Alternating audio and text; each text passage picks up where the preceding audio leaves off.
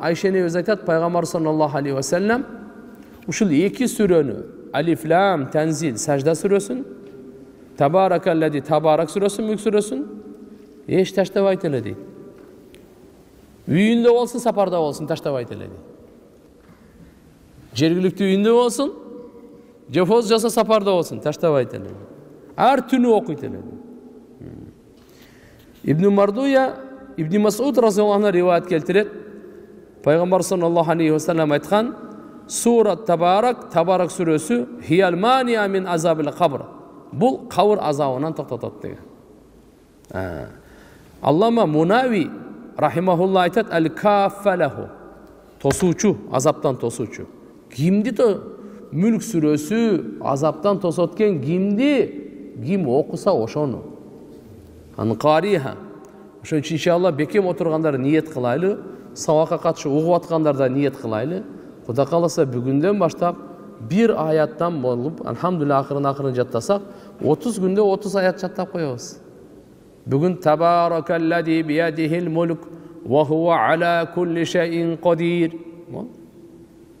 Эртен аллади халакал маут вал хаят лияблуакум айюкум ахсану амала ва хува ал азизул хаким. Эртен акырындан бирден аят.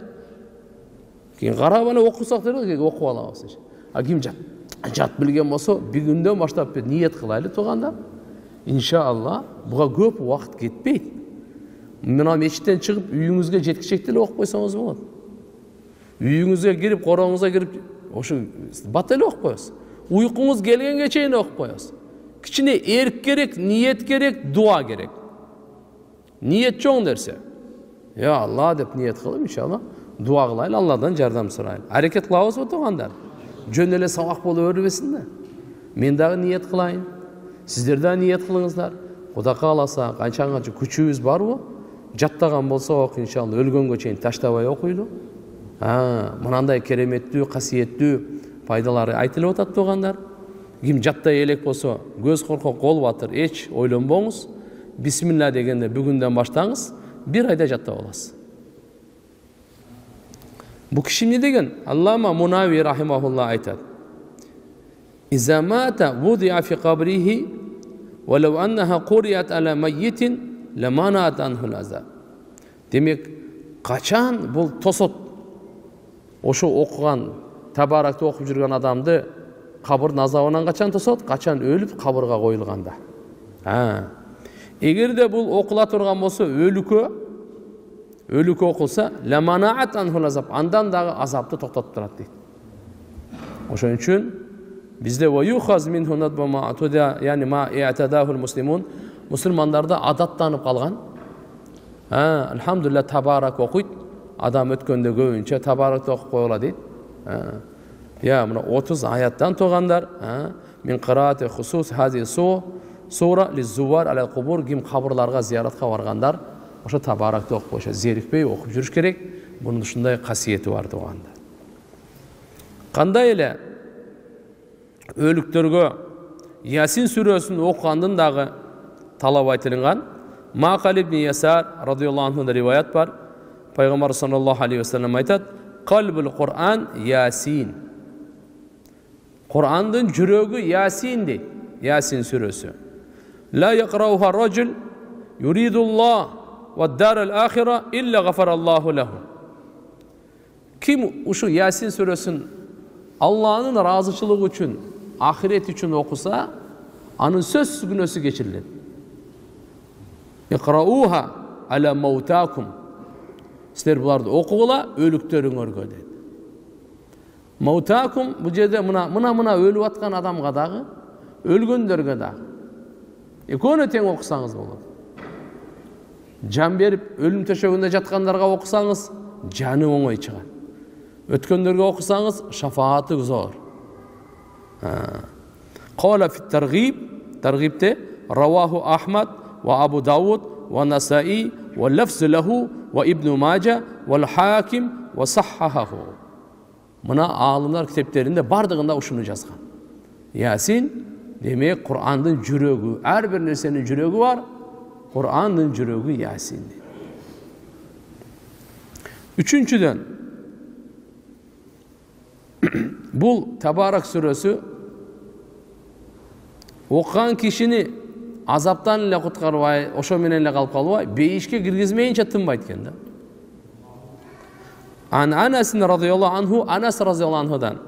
Ani Nebi sallallahu aleyhi ve sellem kal. Peygamberimiz aytıyor. Suratun minel Kur'an ma hiye illa 30 ayet. Kur'an'da 30 ayetli süre var. Khasamat an sahibiha hatta adkhalatu'l cennet. Ay janjaldaşat eken bu süre. Te beyişke kirgizgenge çeyin talaşıp tartışıp beyişke kirgizip anatınat eken da mana. Uşunu aytıyor. An sahibiha degeni oşol sürönü daima okup жүргөн kişi olsa. Ve hiye Tabarak. Ve fi rivayete ve hiye suratu Tabarak. Bir rivayette Tabarak suresi dep ушундай деп айтты тугандар. Раваху Табарани, бул азыркы айтып атканыбыз эмне? Бейишке киргизмегенге чейин Кур'андын шапааты кабыл болгон. Пайгамбарыбыз өзү айткан, Кур'ан мен ораза шапаат кылат, экөө шапааттен кабыл болгон. Кур'андай шапаат угуп алыңыз. Бир дагы периште, бир дагы пайгамбар кыла албайт. Кур'андай шапаат. Атак периштелер дагы, пайгамбарлар дагы, шейиттер дагы шапаат кыла турган толтура. Бирок Кур'ан-ы Каримде эч ким шапаат кыла албайт. Кур'ан өзү шапаат кылат. Табараниде. Рижалуху рижалу сахих деп айткан. Ва кал ал-Хафиз Хайсами. Буну Хафиз Суюти да зикр кылган. Жами Сагирде шархында дагы. Демек бул жердеги сахиби хада атпайбы? Мудаим ала тилаватиха деген. Мындайча айтканда дайыма окуп жүргөн. Давам кылып дайыма окуп жүргөн дейт. Төртүнчүдөн бул сүрөдө пайда, жакшылык өтө көп дейт окуган киши үчүн. Ибн Аббас разıyallahu anhu'dan риваят бар. Айтат, Пайгамбар саллаллаху алейхи ва саллям айтты, мындай деди. Вадитту аннаха фи калби кулли муъмин, яни табаракаллази биядихил мулк. Равахул Хаким. Мустадрак Хакимде келет. Имам Хаким риваят кылып атат Ибн Аббас разıyallahu anhu'дан. Пайгамбар саллаллаху алейхи ва саллям мындай деп атат. Ар бир адамды, мусулмандын жүрөгүндө ушул сүрөнүн болусун жакшы көрөт элем дейт да. Болусун каалайт элем дейт да. Кимдин?